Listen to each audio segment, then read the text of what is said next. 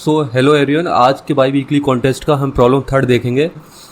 According to me ये काफ़ी interesting problem है, क्योंकि एज यूजुअल जितने सबमिशन होने चाहिए प्रॉब्लम थर्ड पे उतने कॉन्टेस्ट में नहीं थे, और ये लास्ट प्रॉब्लम थी जो मेरे से सॉल्व हुई कॉन्टेस्ट में। अगर थोड़ा सा और टाइम होता तो प्रॉब्लम डी भी हो जाती। ओके, बट ये काफ़ी इंटरेस्टिंग प्रॉब्लम है, एक बार समझते हैं। ओके, कोई भी हैवी डेटा स्ट्रक्चर नहीं लग रहा, बट सिंपली जस्ट मैप का यूज करना और ये प्रॉब्लम हो जाएगा।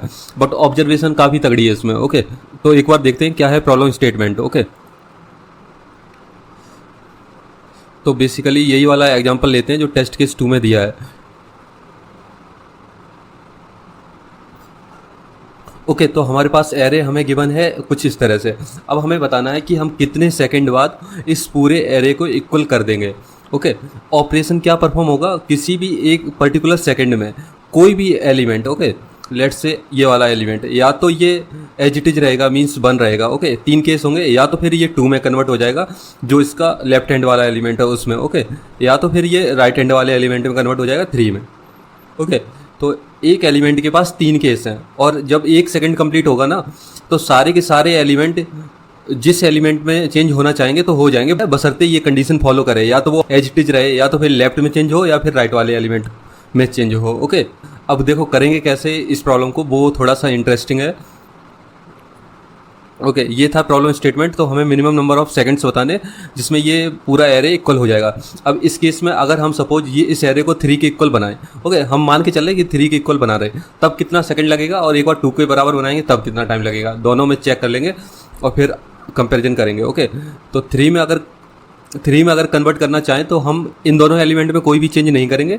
जब 1 सेकंड कंप्लीट होगा ना तो ये वाला एलिमेंट चेंज हो जाएगा 3 में, और ये वाला एलिमेंट चेंज हो जाएगा 3 में। ओके, चेंज इन दोनों एलिमेंट में आएगा। तो 1 सेकंड के बाद क्या होगा, ओके आफ्टर 1 सेकंड, ओके तब हमारा कुछ एरे होगा 2 3 3 3 एंड 3।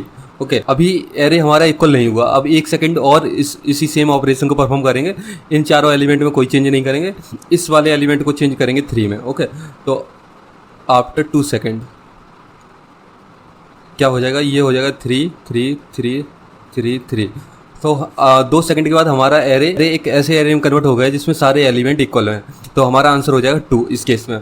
अब सपोज अगर हमें 2 में कन्वर्ट करना होता तब क्या कंडीशन रहती, तो 1 सेकंड बाद ये एरे कुछ हो जाता है इस तरह से। ओके, ये वाला एरे 1 सेकंड बाद हो जाता है, ये चेंज होगा एक सेकंड बाद, और ये एलिमेंट चेंज होगा, तो हो जाएगा 2 2 3 3 2 2। ओके, और फिर देन उसके 1 सेकंड बाद क्या हो जाएगा, और ये जो 3 है ये भी चेंज हो जाएगा 2 में। ओके, तो 2 2 2। तो जब हम 2 में कन्वर्ट करेंगे तब भी हमारा आंसर 2 ही आ रहा है। ओके, बट ऐसा ज़रूरी नहीं कि हमेशा सेम आए, बट इस केस में हम चाहे ये इसमें कन्वर्ट करें तब भी 2 आ रहा है, इसमें कन्वर्ट करें तब भी 2 आ रहा है, तो हम कोई सा भी रिटर्न कर सकते हैं। ओके, बेसिकली हमें सेकंड रिटर्न करना, तो हमें मतलब नहीं कि हम 3 में कन्वर्ट किया या 2 में, बट हम हाँ इम्प्लीमेंटेशन के टाइम पे देख के चलेंगे। ओके, अब देखो करेंगे कैसे। ये एक्चुअली एकदम मुझे स्ट्राइक नहीं किया जब मैंने 3-4 टेस्ट केस खुद से बनाए, उन पे ड्राई रन किया। आपको धीमे धीमे अप्रोच आपको कनेक्ट होने लगती है। ओके, जो वो बात होती है ना कनेक्टिंग दी डॉट्स, तो कुछ वैसी बात है यहाँ पे। जब आप किसी भी टेस्ट केस पे ड्राई रन करते रहेंगे तो आपको कुछ ना कुछ दिख जाएगा, थोड़ा सा भी दिखेगा तो फिर आप एंड सॉल्यूशन पे भी पहुँच जाएंगे। ओके, तो मैं अज्यूम करके चल रहा हूँ कि लेट से कोई एरे है जिसे हमें इक्वल करके उसके एलिमेंट हो जाते हैं 3। ओके, मान के चल रहे हैं। ओके, और जो इनिशियल एरे है वो कुछ इस तरह से है। यहाँ पे कुछ एलिमेंट होगा x1 x2 x3। ओके, यहाँ पे होगा 3, यहाँ पे होगा x4 x5। ये x4 x5 ये सेम भी हो सकते हैं, कोई ज़रूरी नहीं अलग अलग हो। ओके, लेट से यहाँ पे 3 है, यहाँ पे x6 x7 x8 and then यहाँ पे 3, यहाँ पे x9 x10। ओके, ये कुछ एलिमेंट्स हैं हमारे पास, ये एरे हमें गिवन है। ओके, अब इसमें एलिमेंट कितने हैं, 1 2 3 4 5 6 7 8 9 10 11 12 13।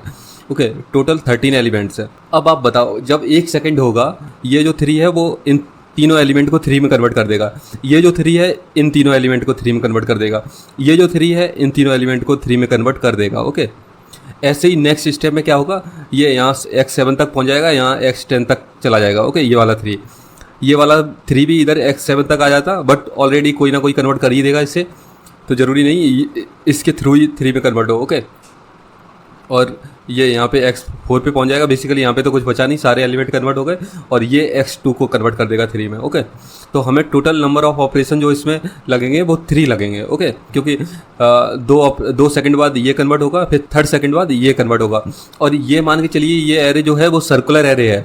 अगर ये कन्वर्ट हो गया ना, तो अगले स्टेप में अगर इधर से 3 कन्वर्ट नहीं होता ये, तो ये वाला एलिमेंट इसे कन्वर्ट करता 3 में। ओके, तो ऐसे आप मान के चलिए ये तो कन्फर्म है कि ये सर्कुलर एरे है। ओके, अब देखो मैंने सोचा कैसे। टोटल एलिमेंट है हमारे पास 13। ओके, अगर हमें 3 का जो इंडेक्स है वो पता चल जाए तो हम इस क्वेश्चन को आसानी से कर पाएंगे। ओके, लेट्स से मैं इंडेक्सिंग कर दे रहा, 0 1 2 3 4 5 6 7 8 9 10 11 12। ओके, अब 3 का इंडेक्स क्या है, एक ये 3 है, एक यहाँ पे 3 है, एक यहाँ पे 3 है। ओके, अब 3 का इंडेक्स है 3 6 एंड 10। ओके, हमें पता है टोटल एलिमेंट है हमारे पास 13। तो जब पहला इंडेक्स 3 का 3 है तो उससे पहले कितने एलिमेंट रहे होंगे। ओके, क्योंकि 0 बेस्ड इंडेक्सिंग है तो इससे पहले 0 1 2 0 1 2। ओके, ये 3 एलिमेंट्स रहे होंगे इस फर्स्ट 3 से पहले। ओके, तो यहाँ पे 3 एलिमेंट्स हो गए और यहाँ पे ये 13 साइज का एरे है और लास्ट इंडेक्स जो था 3 का वो है 10। ओके, तो यहाँ पे कितने एलिमेंट रहे होंगे 11 एंड 12। ओके, 2 एलिमेंट्स यहाँ पे रहे होंगे। तो बेसिकली हम जो हमारा लूप जब हम स्टार्ट करेंगे तो हम अपने करंट वेरिएबल को इनिशियलाइज करेंगे 3 + 2। ओके, 5 से 3 + 2, क्योंकि ये सर्कुलर एरे है तो इन दोनों के बीच का, इस वाले 3 के और इस वाले 3 के बीच में जो एलिमेंट्स हैं वो ऐसे ही काउंट होंगे। ओके, इस तरह से ये वाले एलिमेंट्स एक बार इरेज करके आपको समझा रहा दोबारा से। ओके, तो बेसिकली 3 का इंडेक्स क्या था, 3 6 एंड 10। अब यहाँ पे एलिमेंट्स कितने बचे, यहाँ पे 2 एलिमेंट्स बचे 11 एंड 12 वाले इंडेक्स, जो 11 और 12 वाले थे।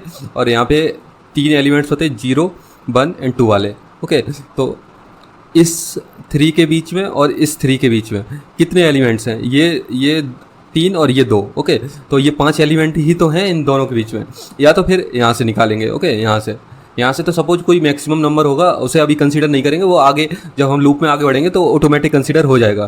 तो हम अपने करंट वेरिएबल को इनिशियलाइज कर देंगे 3 + 2 से। ओके, 5।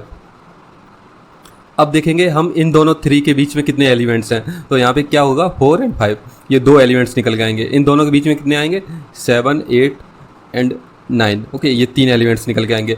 तो सबसे ज़्यादा जो एलिमेंट्स निकल के आ रहे हैं वो इस 3 के और इस 3 के बीच में आ रहे हैं। ओके, तो अब सवाल आता है कि हम इस वाले 3 के बीच में और इस वाले 3 के बीच के एलिमेंट क्यों नहीं कंसीडर कर रहे, साइड वाले एलिमेंट को ही क्यों कंसीडर कर रहे हैं। ओके, तो बेसिकली अब आप देखिए इनके बीच में सपोज अगर 10 एलिमेंट भी होते, ओके, तो वो हमें पता चल जाता है या तो इस साइड 6 होते, इस साइड 4 होते। ओके, या इस साइड 5 होते, इस साइड भी 5 होते, तो वो ऑटोमेटिकली इस गैप में कंसीडर हो जाते।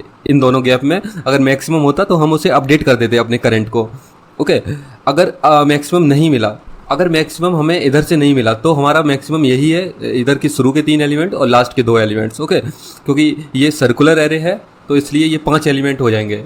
ओके, अब देखो कि क्योंकि इस फर्स्ट 3 और लास्ट 3 के बीच में ऑलरेडी एक 3 है जो कि हर एक स्टेप के बाद, हर एक सेकंड के बाद इन बीच वाले एलिमेंट को 3 में कन्वर्ट कर रहा होगा। ओके, तो हम मैक्सिमम इस इधर से मान के चलेंगे और बीच में मैक्सिमम होगा तो वो करंट ऑटोमेटिकली अपडेट हो जाएगा।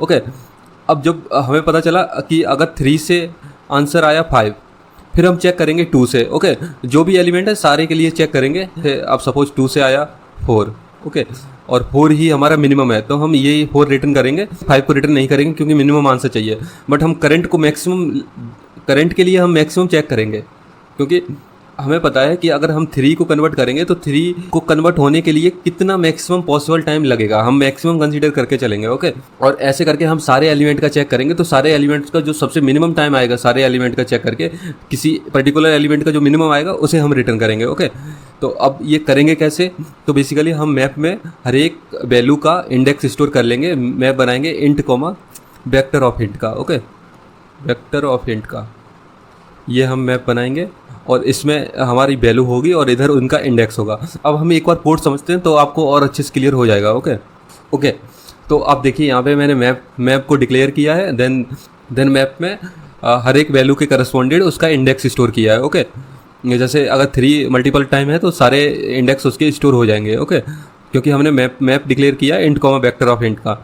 अब देखिए यहाँ पे हमें पता है कि साइज जो एरे का है वो इतना है, ओके, नम्स डॉट साइज के बराबर। अब जो हमारा आंसर होगा वो फाइनल आंसर है, उसे हमने इंट मैक्स से इनिशियलाइज किया क्योंकि हम मिनिमम इसमें स्टोर करेंगे, ओके। अब हम मैप में इटरेट किए, ओके, हमें मतलब है जो इंडेक्स है, ओके, इंडेक्स वाले वेक्टर से। तो ये हमारा वेक्टर आ गया जिसमें हमने इंडेक्स रखे हैं किसी एक पर्टिकुलर एलिमेंट के। अब हमें पता है, मैंने करंट को आपको बताया था कि करंट को हमें इनिशियलाइज करना है जो फर्स्ट के एलिमेंट आएंगे इस साइड के और जो राइट मोस्ट साइड के एलिमेंट आएंगे उन दोनों का सम। तो वो आप निकाल सकते हैं यहाँ से, ये सिंपल इक्वेशन है, आप डायरेक्ट निकाल सकते हैं, ओके। ये इनिशियलाइज कर दिया करंट को और फिर हम लूप को इटरेट करेंगे 0 से सेकेंड लास्ट एलिमेंट तक, ओके, 0 से सेकेंड लास्ट एलिमेंट तक। और फिर हम इसमें चेक करते रहेंगे कि गैप जो है वो मैक्सिमाइज कहाँ पे गैप है, जो गैप है वो मैक्सिमाइज होना चाहिए, और वो मैक्सिमाइज अगर है तो उसे करंट को अपडेट करेंगे और जो आंसर है उसमें हम मिनिमम स्टोर करेंगे अभी तक का, ओके। अभी तक जो सारे एलिमेंट का करंट आया निकल के उसमें से सबसे मिनिमम करंट कौन सा है वो हम आंसर में स्टोर करेंगे। एंड देन अभी आपको पता है कि आंसर में गैप को हम स्टोर कर रहे हैं, ओके, ओके, गैप को हम स्टोर कर रहे हैं। लेट से अगर गैप आता है 5 तो 5 क्या होगा, x1 x2 x3 x4 x5, यहाँ पे 3 होगा, यहाँ पे 3 होगा, ओके। अब 1 सेकंड बाद ये कन्वर्ट हो जाएगा, ये कन्वर्ट हो जाएगा, दूसरे सेकंड में ये कन्वर्ट हो जाएगा, ये कन्वर्ट हो जाएगा, तीसरे सेकंड में ये कन्वर्ट होगा। तो टोटल कितने हमें सेकंड लगेंगे, गैप +1 डिवाइड बाई 2, ओके। क्योंकि अगर ऑड होगा तो हमें पता है इस एलिमेंट के लिए हमें एक सेकंड एक्स्ट्रा लगेगा, ओके। इवन है तो आधे इस तरफ से कवर होंगे और आधे इस तरफ से एलिमेंट कवर होंगे, तो ओके। लेट से अगर 6 होता तो 6 के केस में आंसर आना चाहिए 3, ओके, 3 सेकंड्स। तो 6 + 1 भी अगर हम कर देंगे तब भी हमारा आंसर 3 ही आएगा इस केस में, ओके।